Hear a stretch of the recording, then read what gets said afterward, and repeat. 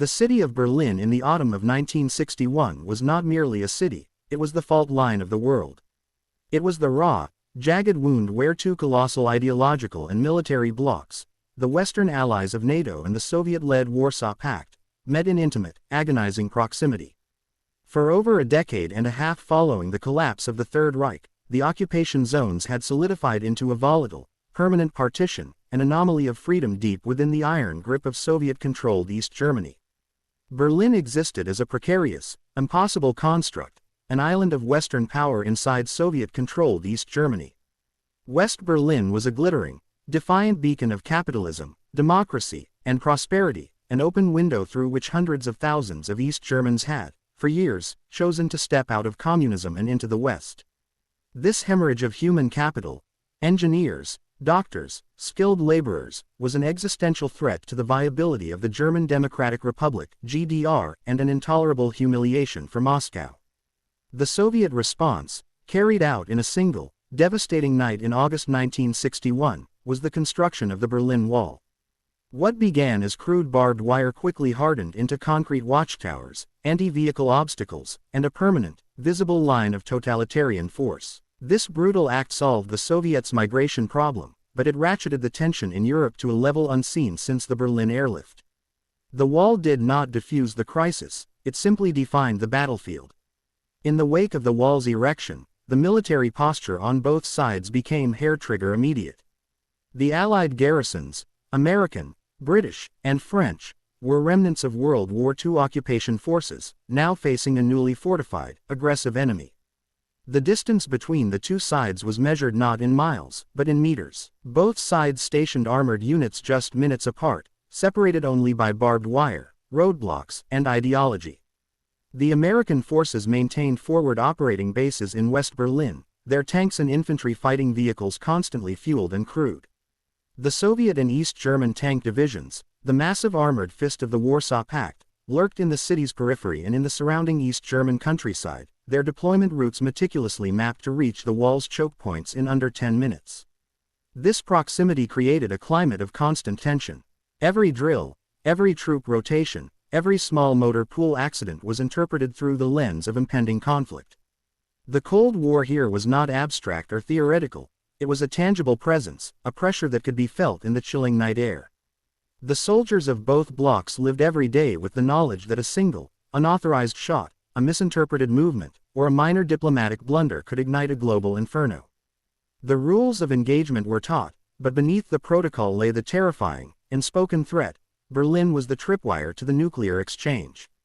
Then, in October 1961, the theoretical gave way to the terrifyingly real. The standoff over checkpoint control unexpectedly escalated toward open warfare. The issue was seemingly mundane: who had the right to check the travel documents of personnel crossing the newly hardened border? But behind the bureaucratic argument lay the fundamental legal and psychological question: did the Western Allies recognize the East German state's sovereignty over Berlin, or did they only recognize the ultimate authority of the Soviet Union, the co-occupier? The resolution of this obscure argument determined whether the Western powers would yield a vital piece of diplomatic leverage. The confrontation that followed was swift, brutal, and almost entirely forgotten by later generations. Few remember that this confrontation brought American and Soviet tanks face to face in the heart of Berlin, one miscalculation away from nuclear war. It was the moment the Cold War came closest to an armored duel, a desperate street fight with the strategic bomber fleets of both superpowers waiting on runways across the globe. The stage for the near catastrophe was set at Checkpoint Charlie.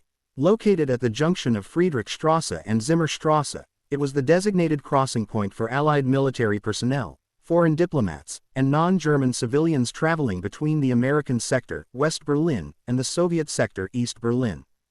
Unlike the other border crossings, Charlie was the gateway to the West's legal presence in the eastern half of the city. The crisis began with a dispute over the right of American personnel to enter East Berlin without showing identification to East German guards. The long-established post-war protocol dictated that only the Soviet military, as the recognized occupying power, had the legal right to inspect Allied military and diplomatic travel documents. The East German state, GDR, was viewed by the West as a Soviet puppet without true sovereign authority.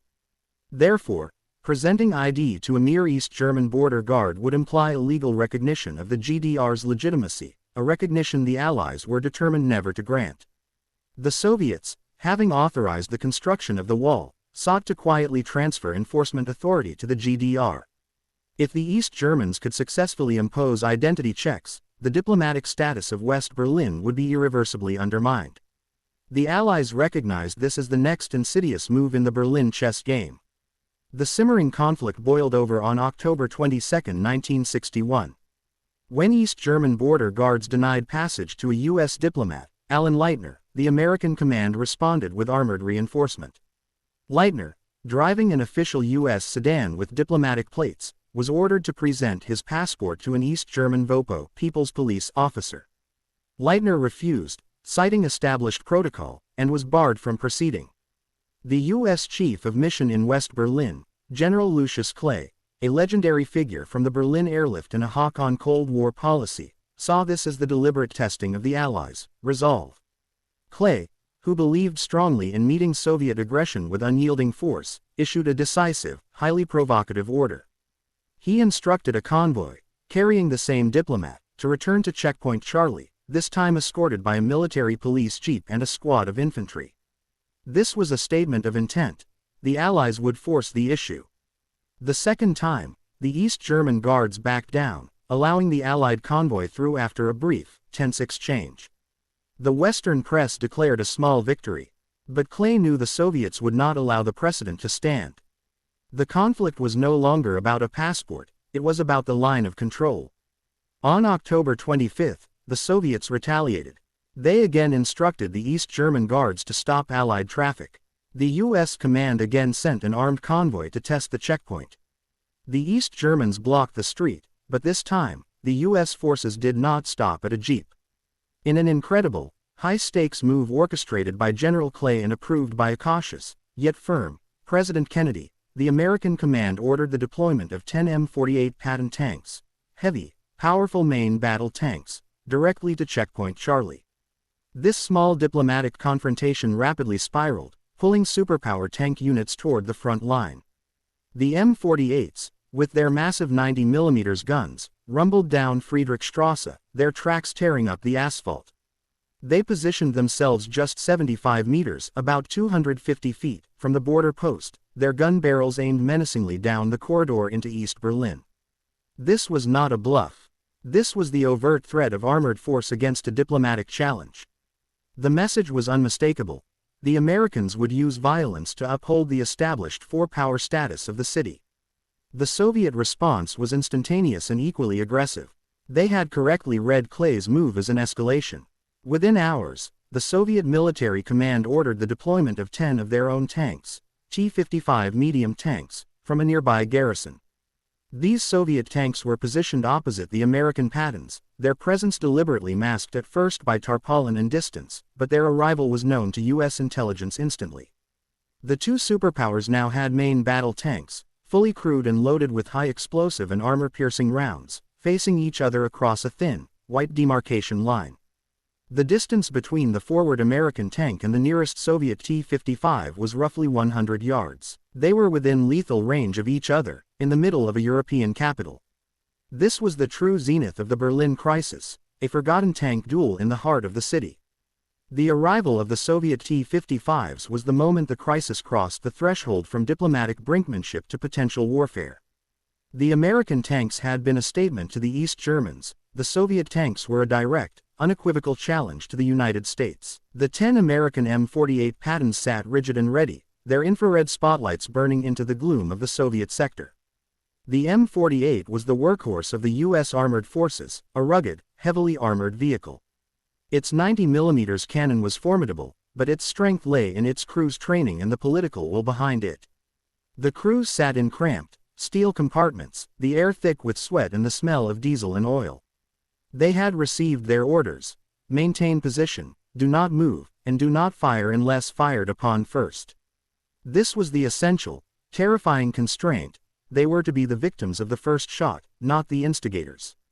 Opposite them, tucked strategically behind a row of temporary plywood buildings, were the 10 Soviet T-55 tanks. The T-55 was a legendary Soviet design, fast, low profile, and highly reliable. Its powerful 100mm main gun was capable of punching through the frontal armor of the M48 at that range. The T-55 crews were equally tense, insulated by the steel hull, their orders also clear: hold the line, assert the Soviet authority, and wait for the Kremlin's command. The two armored forces became frozen in a grotesque, armed tableau. For 16 hours, from the evening of October 27, 1961, until the following morning, the crews stared at each other through periscopes and gun sights. Every glint of light, every engine cough, every adjustment made by a gunner was magnified into a potential act of aggression. The silence was not empty, it was filled with the deafening potential of high-velocity steel tearing through armor plating. Behind the immediate firing line, the command structures of both superpowers went into frantic, highly classified action. In West Berlin, General Clay was determined to hold the line, demanding a withdrawal of the Soviet tanks before the Americans moved. His view was simple: the Soviets had escalated, and they must de-escalate first to avoid losing face. This uncompromising stance put him at odds with President Kennedy's cooler head in Washington. Kennedy and his cabinet, following the nightmare of the Cuban Missile Crisis just a year later, understood the catastrophic consequences of a single tank round being fired. A tank battle in Berlin would not stay limited.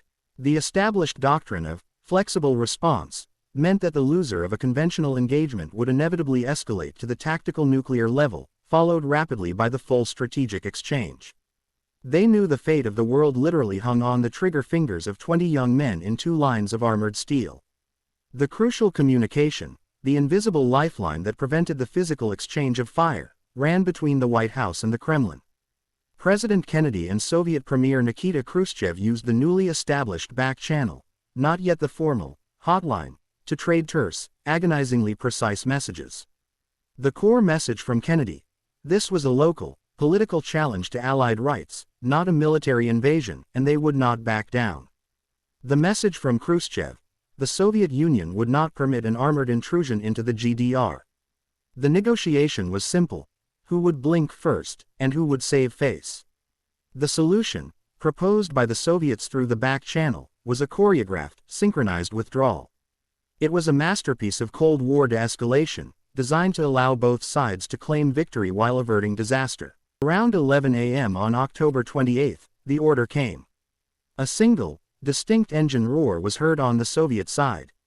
The first Soviet T-55 tank, its 100mm gun still pointed squarely at the American line, reversed exactly 5 meters.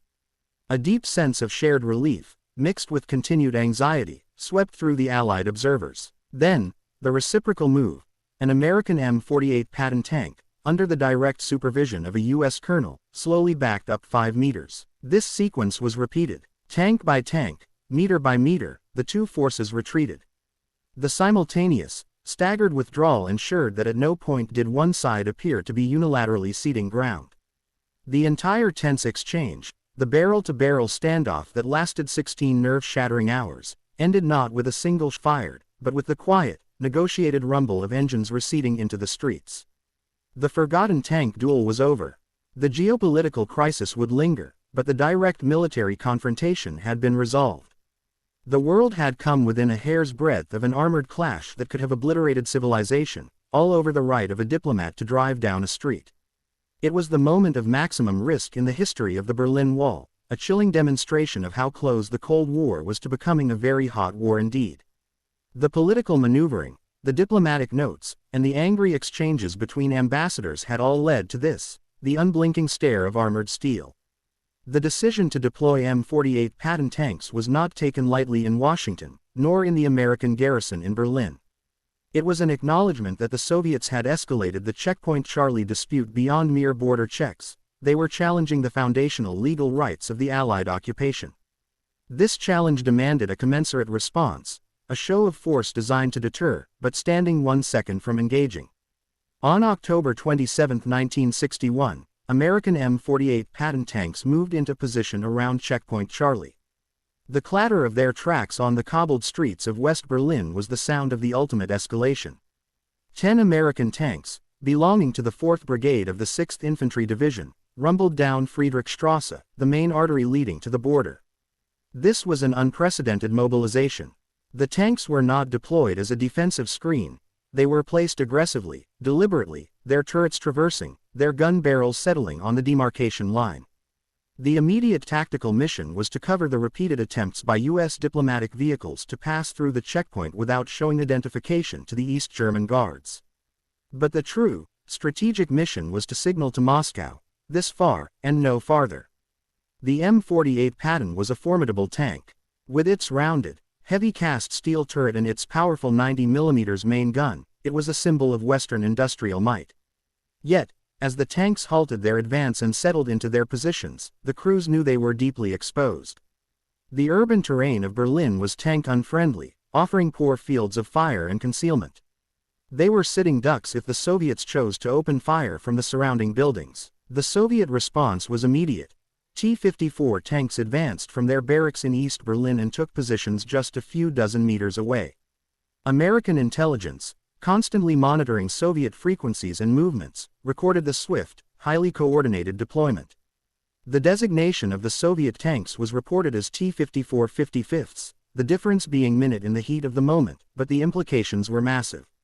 The Soviets were deploying their primary, heavy battle tanks, not light scout vehicles, but the core of their armored forces.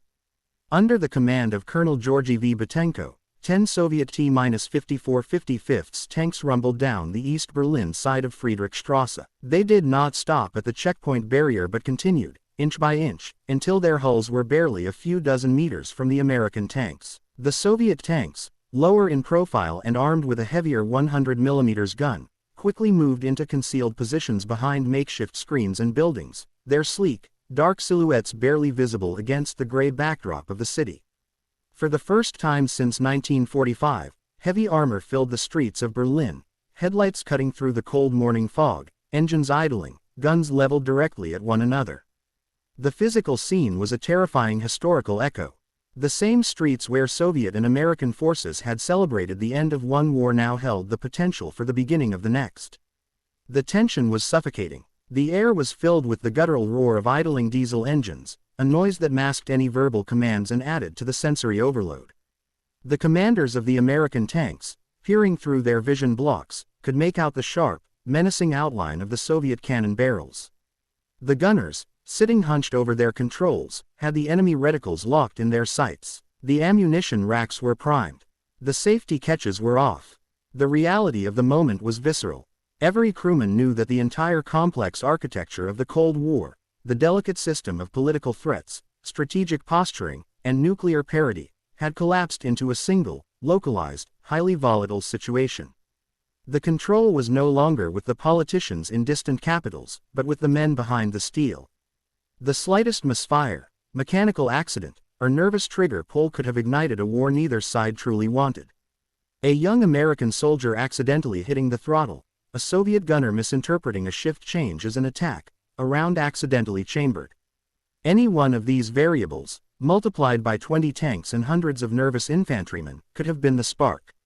This was the ultimate failure of diplomacy, forcing the strategic question down to the tactical level, where fear, exhaustion, and adrenaline dictated the outcome. The cold, impartial steel of the tanks was now the only thing mediating between peace and catastrophe. The tank crews, professional and disciplined as they were, had been placed in an impossible situation. Their mission was the defense of an ideological principle, the freedom access to West Berlin, but their immediate reality was that of survival. For over 10 hours, the tanks remained locked in a silent standoff. The hours stretched, agonizingly slow, from the mid-morning of Saturday, October 27th, and into the night. Time ceased to be measured in minutes but in the increasing ache in the crews, limbs and the slow burn of fuel in the massive tanks. The cold October air of Berlin wrapped around the steel hulls, chilling the crews to the bone despite the heat radiating from the engines. The operation for the tank crews was reduced to a primal act of observation and restraint. Both crews operated under strict orders: do not fire unless fired upon. This was the ironclad rule of engagement, the line between deterrence and nuclear escalation. It was a terrifying order. It meant that the first casualty would be theirs. It meant they had to endure the first shot, the first flash, the first searing impact, before they could retaliate. Inside the cramped turret of an M48, the commander, loader, and gunner focused on their tasks. They had to maintain continuous visual contact with the Soviet positions. The gunner's primary job was simple: keep the crosshairs on the designated Soviet lead tank, ensure the range was set barely 100 meters, and keep his thumb off the firing stud. The loader had to ensure the preferred round, likely an armor-piercing, discarding sabot APDS, was ready and chambered. The sensory experience was one of stifling intensity, where every bodily function, every twitch, had to be suppressed. American reconnaissance teams watched Soviet commanders through binoculars. Soviet spotters did the same. Intelligence gathering was paramount. The CIA and KGB station chiefs in Berlin had deployed every available resource. High-powered optical devices scanned the opposing positions, searching for any telltale sign of an imminent move: a turret swiveling, a hatch opening, the sudden movement of infantry support. But the most critical intelligence was psychological. U.S. reconnaissance focused on the Soviet commanders, searching their posture and their movements for signs of nervousness, exhaustion, or, worst of all, an unauthorized decision to move or engage. The stakes were too high for a diplomatic cable to travel from Moscow and back in time. The decision to fire would be made on the ground, in the split second of perceived danger. Behind the lines, the political and military leaderships grappled with the terrifying implications. Intelligence reports from the time show that NATO considered the risk of escalation extreme. General Loris Norstad, the Supreme Allied Commander Europe (SACEUR), raised the combat alert levels across the European theater. Tactical nuclear weapons systems were readied in bases across West Germany and Britain. The contingency plan was clear: if the conventional line broke in Berlin, the conflict would immediately escalate to the use of tactical nuclear weapons to hold the line, a transition point known to be uncontrollable. Meanwhile, in the Kremlin and the Soviet General Staff, the panic was just as real. The Soviet General Staff privately feared an immediate Western invasion. They viewed the deployment of the M48s not as a defensive response to a border check, but as a potential prelude to a coordinated attack to break the blockade of West Berlin and potentially tear down the newly erected wall. Their T-54s were deployed to check this perceived invasion, not merely to check a diplomat's passport. Both sides were operating under a high level, mutually reinforcing misperception of the other's intent. Berlin became the world's most fragile battlefield, a place where diplomacy had failed and only raw military presence stood between peace and catastrophe. The silence of the standoff was the most eloquent testimony to the shared dread of the two superpowers. They were locked in a zero-sum game of chicken, where the failure of either driver to turn the wheel meant global annihilation. The street was the front line, the tanks were the weapons, and the crews were the unwitting executioners of a political failure. The standoff continued, hour after hour. Every soldier, every politician, and every intelligence officer involved knew that this was a moment utterly without precedent since the atomic age began. They were staring directly into the abyss, and only the fear of mutual destruction held them back from the edge. The question was not if the stalemate could be broken, but how it could be broken without triggering the final, world-ending sequence. While the steel giants of the two world powers sat motionless, their cannons aimed across the 75-meter gap at Checkpoint Charlie, the real war was being fought in silence, across thousands of miles of cable and radio waves. It was a desperate, high-stakes diplomatic campaign waged by exhausted men in windowless offices, fully aware that the failure of their words would mean the immediate failure of civilization. As the tanks faced off, panic surged through both governments. In Washington, the Situation Room was a beehive of frantic activity. President John F. Kennedy, still scarred by the near miss of the Bay of Pigs, was determined to maintain American rights in Berlin without triggering a general European war. He understood the deadly paradox. He had to appear unyielding to prevent Soviet encroachment, yet he had to find a path to de-escalation immediately. He knew that General Lucius Clay, the American commander in Berlin, a man of profound courage and iron will, was also a formidable hawk, whose uncompromising posture was both necessary for deterrence and terrifyingly risky. The military assessments flooding the White House were grim and unanimous. Military leaders in Washington and Moscow warned that even a single tank hit could trigger retaliation across Europe. The U.S. Joint Chiefs of Staff made it clear that any loss of an American tank or crewman, especially one killed by a Soviet weapon, would be interpreted as a direct act of war by the Soviet Union against the United States. Under NATO doctrine, this would authorize an immediate escalation of military force across the German border, which, given the conventional superiority of the Warsaw Pact, would quickly lead to the authorization of tactical nuclear weapons. The chain of command was dangerously short, the time for reasoned decision-making virtually non-existent. The same terrifying calculus was playing out in the Kremlin. Marshal Ivan Konev, commander of Soviet forces in East Germany, and the Soviet General Staff were equally adamant.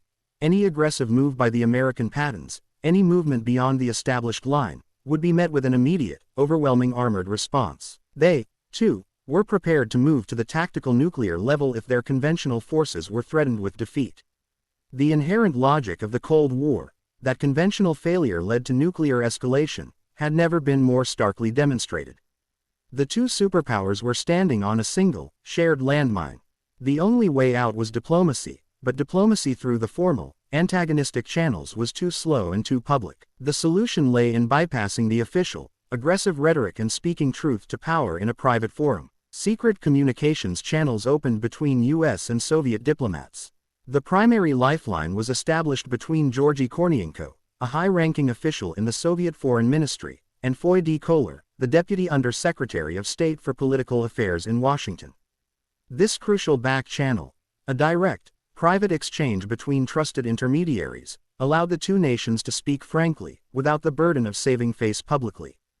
The key to the negotiation was the ultimate irony of the Cold War. The resolution depended on trust, an ironic twist in a conflict built on suspicion. Both sides had to trust the other to be equally terrified of the consequences and equally committed to finding a way back from the brink. The messages were complex. From the US to the USSR, we are not seeking war.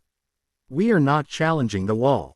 We are only asserting our established, legal right of access. Withdraw your tanks first, and we will consider de-escalation.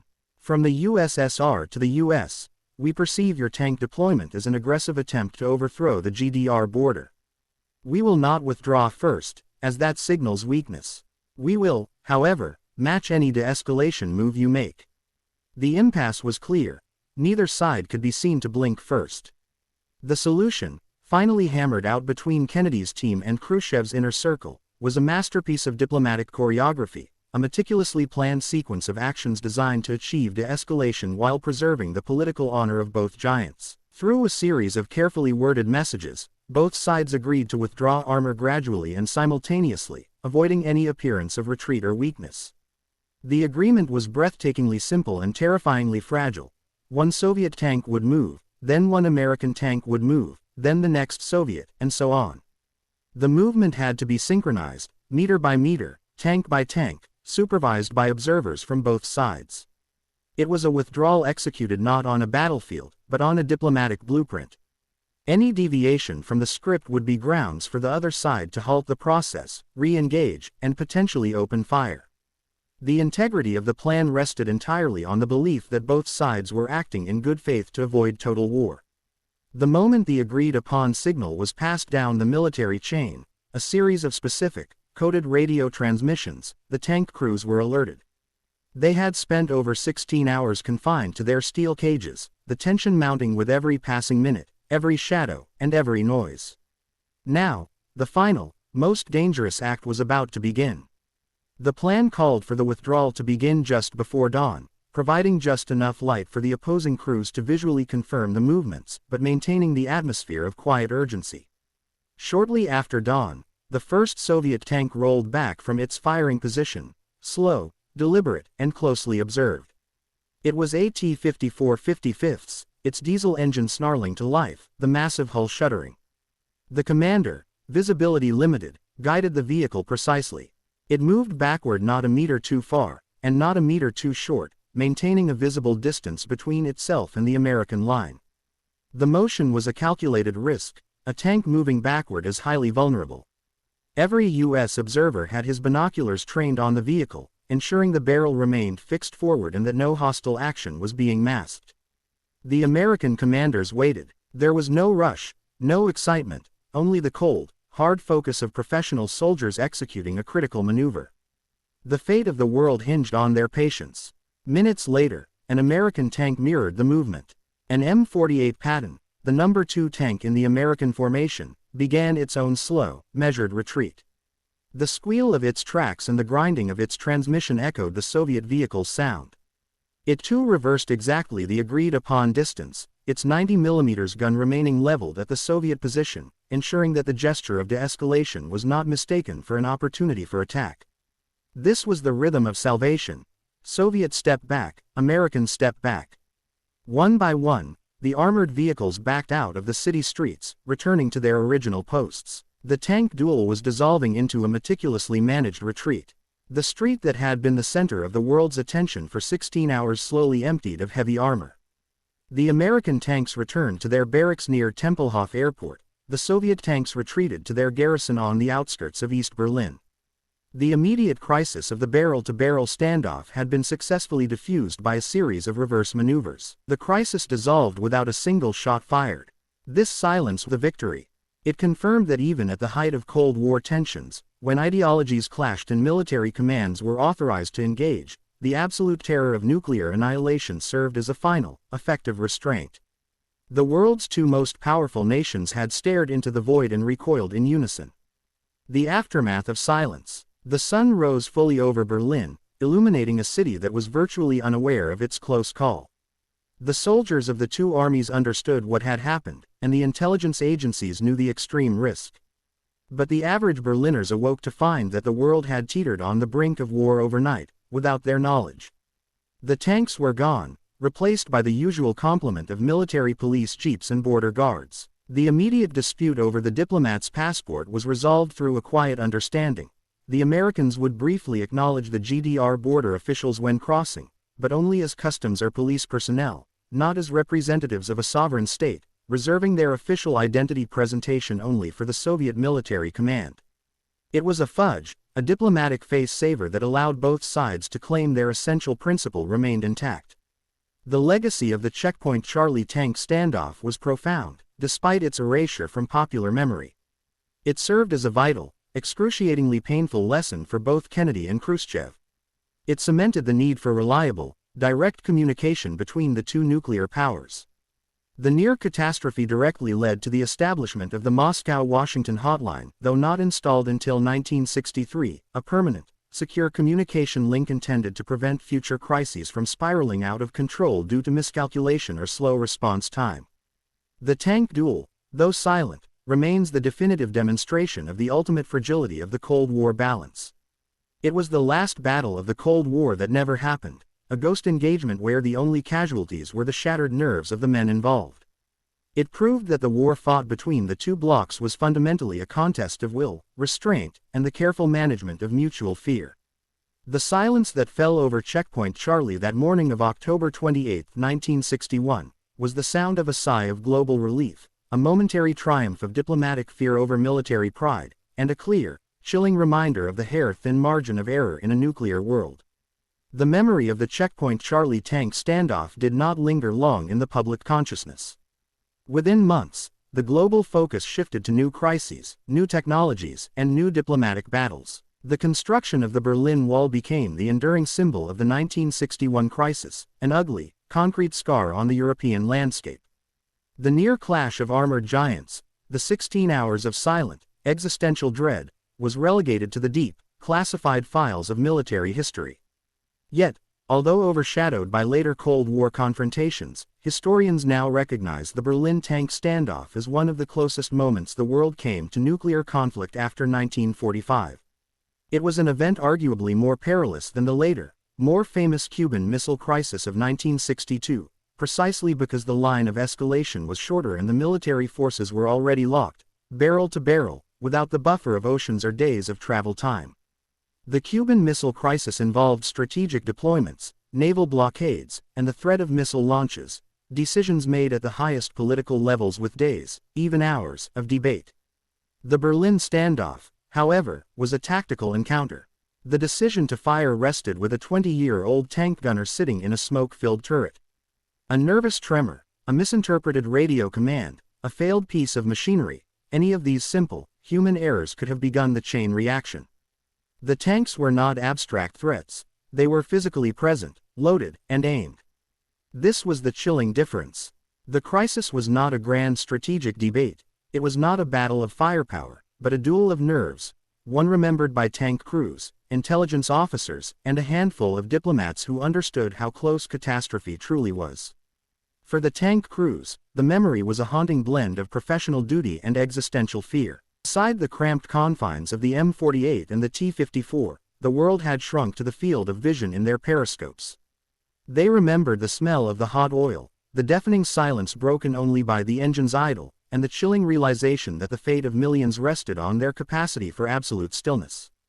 They were the men who looked into the eyes of the enemy at point-blank range, not with hatred, but with a shared, professional terror. The voices of the witness. The intelligence officers who monitored the standoff bore the scars of a different kind. They were the ones translating radio chatter, scrutinizing photographic reconnaissance, and calculating the Soviet response time. They were the ones who saw the escalation matrix unfold in real time. They knew that behind the 10 T-54s Saturday several divisions of Warsaw packed armored forces, ready to roll. They knew that the moment the conventional fight began, the clock started ticking toward the use of atomic demolition munitions (ADMs) and, inevitably, the theater-level nuclear strike. One recurring theme in the declassified intelligence reports from that week is the repeated use of the word, uncontrolled. The fear in Washington and Moscow was not that a deliberate decision to launch war would be made, but that the initial, localized shooting would prove uncontrollable, dragging the world into the abyss against the best intentions of the leaders. This uncontrolled escalation was the ultimate nightmare of the Cold War. For the diplomats, men like Foy Kohler and Georgy Kornienko, the memory was of the desperate race against time.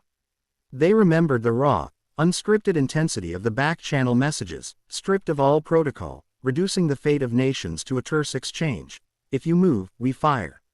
If we move, you must not fire.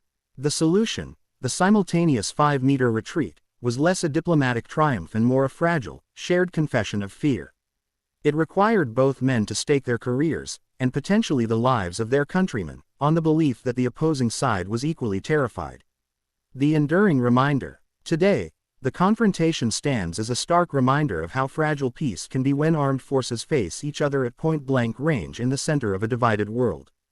The Berlin tank standoff holds a unique place in the history of the Cold War. It was the moment that the high political tension of the Cuban Missile Crisis was physically translated into the tactical presence of armor. The wall itself became a symbol of division, but the tank standoff was a symbol of potential annihilation. It demonstrated that even an obscure, technical dispute over diplomatic protocol could become a casus belli for World War III.